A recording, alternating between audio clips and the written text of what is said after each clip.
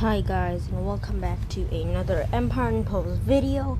So today we have a costume for Phorcys, which is extremely weird since usually it takes a lot of time for SG to bring costumes into the game, especially for heroes that existed less than a year, like the Untold Tale Zero.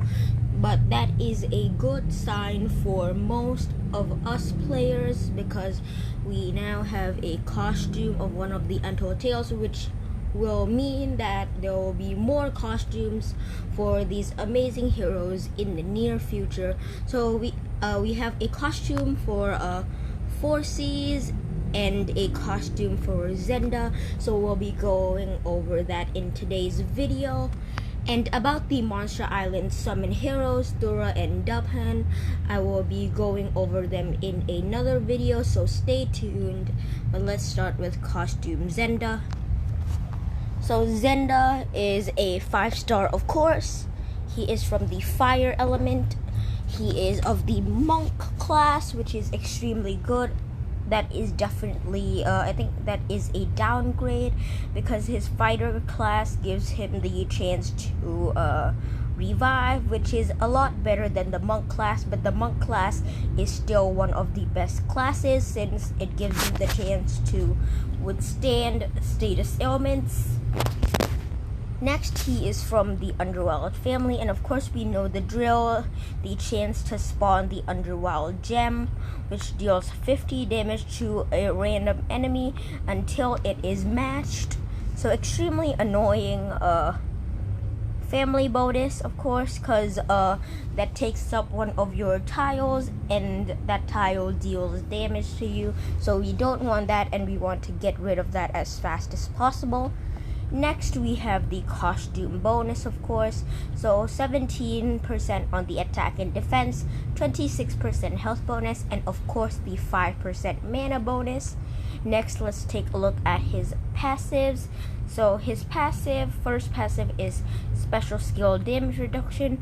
All received damage from special skills is reduced by 20% for this character, which is extremely good, makes him more survivable. And his second passive, which the original version don't have, is the increased damage against boost health. So after this caster casts their special skills, all allies deal plus 70% increased normal damage and special skill damage to targets with boosted health for 4 turns, which is insanely good because boosted health is one of the biggest factors, or one of the biggest parts of the game, and some of the heroes, some of the game's best heroes give boosted health, like Granny Ninja, Hathor, Garten, for example. And there's so many other heroes that this passive would benefit against. And plus 70% attack, increased normal attack, is a lot, considering that this lasts for 4 turns. So this is going to be extremely effective against those who have boosted health, or the enemies who have boosted health. So let's take a look at the stats now. So decent stats, good on the health. Next, let's take a look at double limp breaks. Again, good in attack and health, and he benefits from the counter-attack Ether talent, which I think is slightly worse than his attack up Ether talent, but that is fine because let's take now we're taking a look at his special skill, Underworld Flame.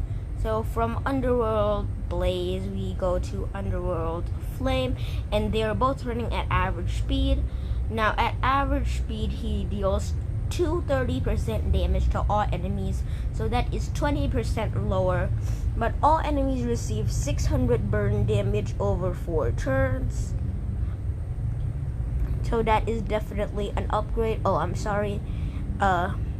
Receive 424 burn damage over 4 turns, and the caster absorbs 20% of the burn damage as health, which is extremely good, makes him even more survivable. So he will. The burn damage will increase with double limit breaks to a 600 burn damage in total. So if you do double limit break him, that would be around 150 damage, which is quite decent, especially for a hero this old. Next, the caster steals generated mana of all enemies over 4 turns, starting low and increasing every turn until on the last turn all the generated mana is stolen. Now, this is what makes Xenda a good hero, because he steals the mana kind of like hell, for example. And the last turn you can just dump tiles into the enemy team, and then they won't get any mana, and Xenda would just absorb all that mana, which would just lead to repeating the cycle, which is extremely good. So I highly do recommend getting this hero, but don't push too much, and I don't recommend double limit breaking him, since there are more new heroes like the one we are talking about next. So we have a costume for Phorcys. Now, arguably, Phorcys is one of the best taunters in the game. Now, if you don't know what the taunt is, it is an effect where you restrict your opponent from using special skills on your allies, so he will be the one taking all the damage. So this is one of the biggest benefits for Phorcys, because he now has a costume. So Phorcys 5-star dark paladin class, that is a slight downgrade but still pretty good. Now we know the drill with the defenders of the Atlantis family, and of course the benefit that I was talking about is the costume bonus of 10% on the attack and defense, 15% on the health, and only a 1% mana bonus. That doesn't seem correct, but he does have something related to gaining mana in his special skills. But next we need to take a look at his stats. So stats wise, good in attack and health. Now double limit breaks, also good in attack and health. I think the defense stat is an upgrade, the attack stat is also an upgrade, and the health stat is also an upgrade. So extremely good stats across the board for Phorcys.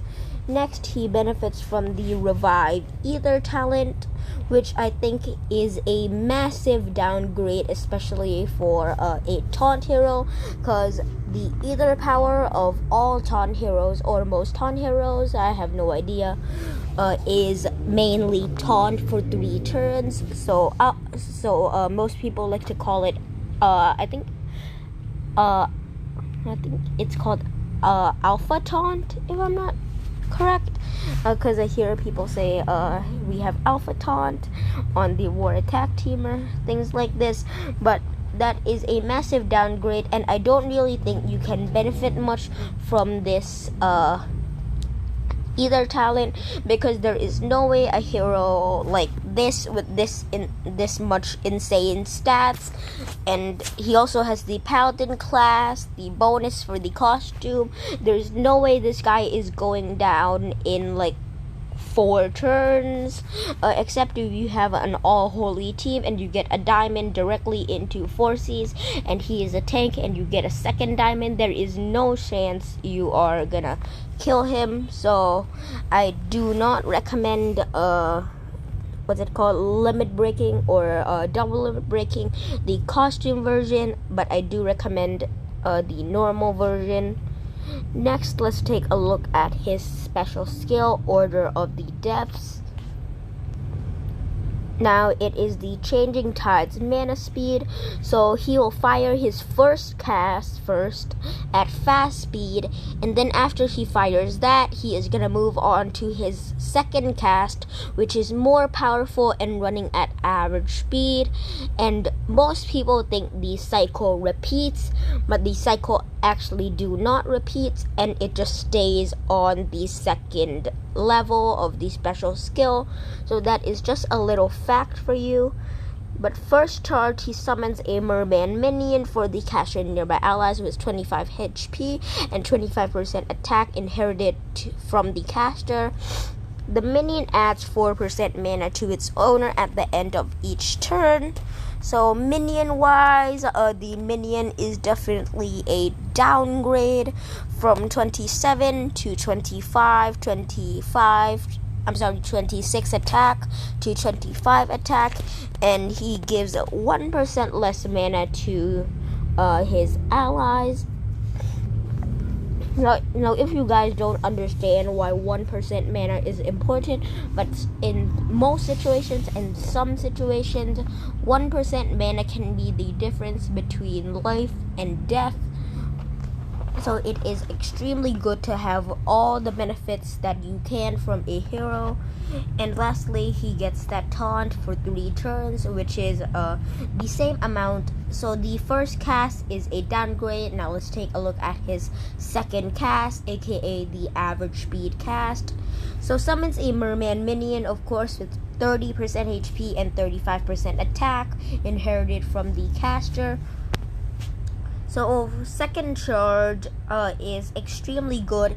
The minions are buffed, and the 5% mana is still the same, so extremely good. The minions just got buffed on the second charge, so depends on who you're facing really, but I do prefer the normal one so far. Now the 5% mana is the same, and the taunt for 4 turns is not the same. So this costume has some benefits. So the caster gets taunt for 4 turns.